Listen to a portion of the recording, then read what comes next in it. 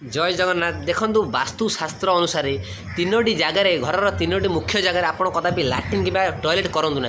घर north east हूँ भगवान कोण ईशान कोण से प्रभुंर कोण देवनागर कोण आप कदापि लाट्रिन करूँ लाट्रिन स्वयं राहुंर बास से कदापि राहु को आप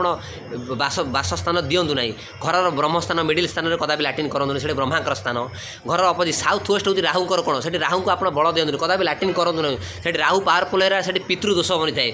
घर बहुत झगड़ा अमंगल घर बहुत घटी थाए साउथ वेस्ट कदापि लाट्रिन करूँ ना लाट्रिन आप करेंगे एमती कौटी नॉर्थ वेस्ट जो वायु कोण कोण आप बेस्ट से आप लाट्रिन करेंगे जो मैंने भी कहते वास्तु स्पेशलिस्ट मैंने कि तीनोटी कोण जोड़ा मना कले आपको टॉयलेट करने वाशरूम करने जो मैंने कहते उपाय हो पारे किसी भी उपाय हो पारे अमंगल ये अमंगल हम आपंकर एमती आप कदापि घर छाड़ी दिंतु कि लाट्रिन भांगी दिंतु नॉर्थ ईस्ट बहुत प्रोब्लेम क्रिएट हम आ साउथ वेस्ट राहुकर कोण बहुत प्रोब्लेम हम कदापि आप करूँ एमती लाट्रिन जो कोण कहली से कोण कहते जय जगन्नाथ।